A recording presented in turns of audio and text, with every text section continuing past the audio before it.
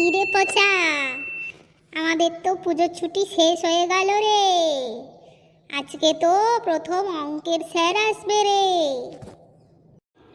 না রে ঘেঁচা, আজকে প্রথম বাংলা স্যার আসবে, অঙ্কের স্যার আজকে আসেনি রে।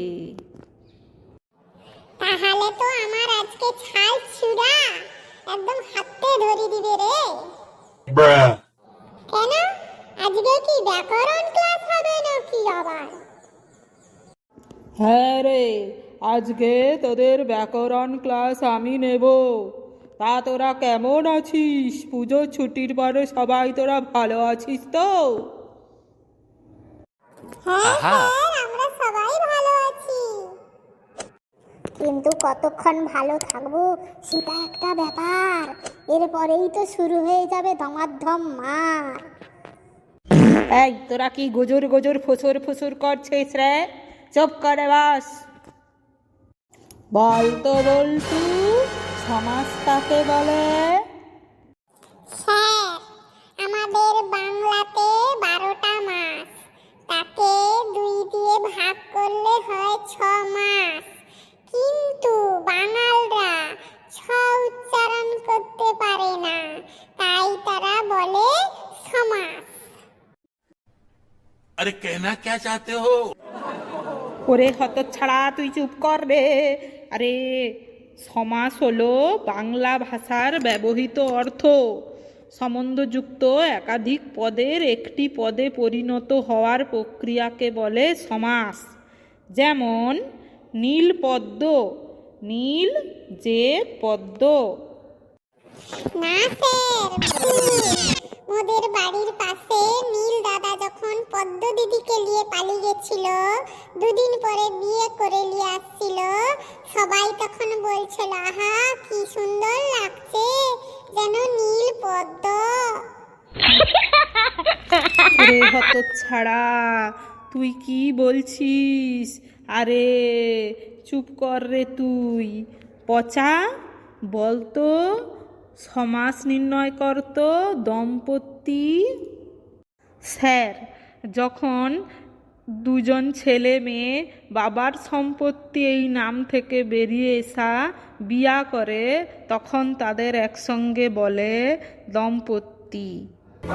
হ্যাঁ রে হতভাগা, একজন ছেলে মেয়ে বিয়ে করে একসঙ্গে থাকলে তাদের দম্পতি বলে ঠিকই, কিন্তু দম্পতির সমাস নির্ণয় হলো জায়া ও পতি।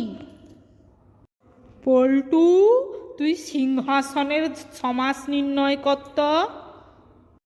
স্যার, সিংহকে যে আসন পেতে খেতে দেওয়া হয় তাকে বলে সিংহাসন। মেরে তোর পিঠে ছাল চুড়ে দেব। সিংহাসন হচ্ছে সিংহ চিহ্নিত আসন। ঘেঁচা, তুই অজ্ঞানের সমাস নির্ণয় কর। স্যার, আপনার কোয়েশ্চেন শুই না মুই অজ্ঞান হয়ে যাইরি। ওরে তোরা কি অজ্ঞান হবি রে? আমি তোদের উত্তর শুই না অজ্ঞান হয়ে যাচ্ছি। আরে অজ্ঞানের সমাস হলো ন জ্ঞান যার। আচ্ছা, তোরা এবার শুন। সমাস হলো 3 প্রকারের: দ্বিগু সমাস, দ্বন্দ্ব সমাস, উপপদ তৎপুরুষ সমাস। স্যার, সমাসে আবার দ্বন্দ্ব আছে, মানে ঝগড়াও আছে স্যার।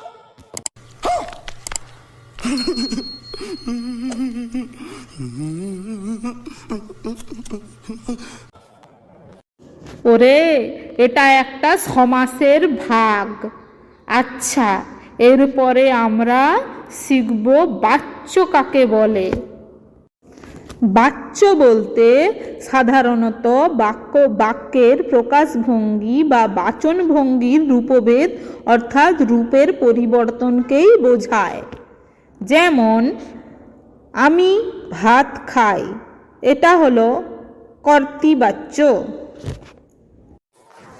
স্যার, আমি আজকে কিন্তু ভাত খাইনি, আমার মা আজকে রান্না করতে পারেনি, আজকে তার ঘুম থেকে উঠতে দেরি হয়ে গেছিল, তাই জন্য আমি আজকে বিস্কুট খেয়ে স্কুলে আসছি। আরে আরে বল্টু, আমি এটা একটা কর্তৃবাচ্যের উদাহরণ বললাম। যেমন আমি ভাত খাই, আবার এটা কর্মবাচ্য যখন হবে আমার দ্বারা ভাত খাওয়া হয়। কিন্তু স্যার, আমার দ্বারা ভাত খাওয়া হয় এটা ঠিক নয়, আমার হাতের দ্বারা ভাত খাওয়া হয় এটা হচ্ছে ঠিক। আচ্ছা আচ্ছা আচ্ছা, ঠিক আছে। এরপর শুন, ভাববাচ্যের উদাহরণ। এটা আমি ভাববাচ্যে কিভাবে বলছি। যেমন আমার খাওয়া হয়েছে, আবার কর্মকর্তা বাচ্য হবে ভাত খাওয়া হয়েছে। স্যার, আমাদের কারুরই ভাত খাওয়া হয়নি, আমরা স্কুলে মিড ডে মিলে ভাত খাবো। ঘাট হয়েছে, ঘাট হয়েছে, আমার ভুল হয়েছে তোদেরকে বাংলা ব্যাকরণ পড়ানো। কাল থেকে আমি তোদের বাংলা ব্যাকরণ পড়াতে পারবো না কো।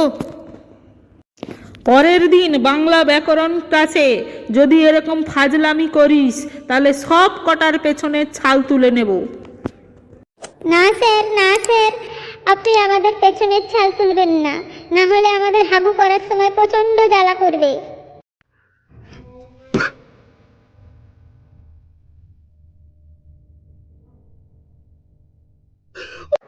স্যার, আমরা আপনাকে প্রমিস করছি পরের দিন ঠিক করে বাংলা ব্যাকরণ পড়ে আসবো। আচ্ছা, তোরা তো এখন ছোট, তোদের মাফ করে দিলাম। যা, বাড়ি যা। বন্ধুরা, আমাদের চ্যানেলে আরো সুন্দর সুন্দর ভিডিও পেতে আমাদের চ্যানেলটি সাবস্ক্রাইব করে রাখুন। আবার দেখা হচ্ছে অন্য কোনো ক্লাসে।